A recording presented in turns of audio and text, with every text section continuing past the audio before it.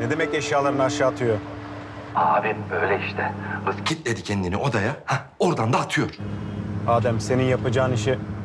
Oğlum kır kapıyı, çek al kızı oradan. Gülüm abim, canım abim. Bak eşyayı atan kendini de atar. Ya kızın cırrı bozuk abi. Cır ne lan? Tamam Adem kapat, geliyorum.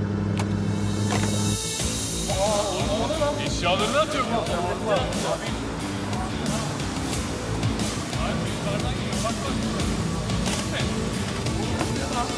Hala atıyor ya.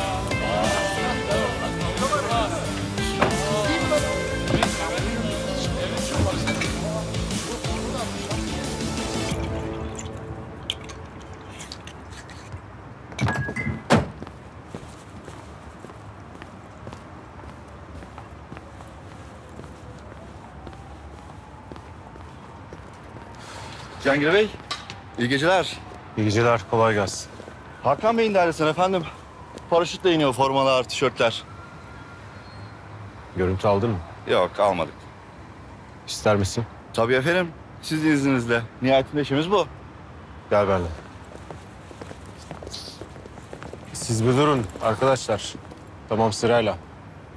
Yardımcı olacağım. İsim neydi? Metin.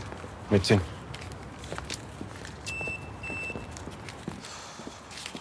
Tamam, al şunu.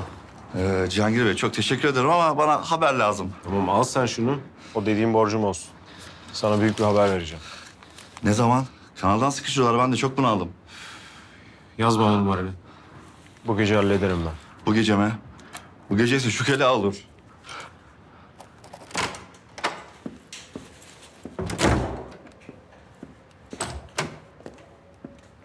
Abi süzme deniyor bu olan. Yemin ediyorum bak içeride kız kıyameti koparıyor. Aha bu Cristiano sol ayakla gol atma peşinde. Abi. Abi müşteri elbiselerimi aşağı atıyor ya. Müjde Hanım. Ya abi aşağıya medya gelmiş.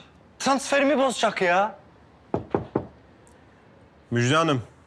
Artık kapıyı açsan diyorum. Tamam haklısın, sinirlisin de. Kendini siteye meze etme sen. Kimseden korkum yok benim. O kadar rahatsız oldularsa gelsinler yüzüme söylesinler. Biliyorum. Takdir de ediyorum bu söylediğini. Haksız olsan, haksızlığa uğramasan neden yapasın ki bunu? Çok haklıyım ben. Bak ben kendi adıma helal olsun kıza diyorum. Kim bilir sana ne yaptı bu öküz? Bıktım ben bunlardan ya. Vallahi bak çocuk bunlar, çocuk. Aynı fikirdeyim. Ya bana mine diyor gerizekalı.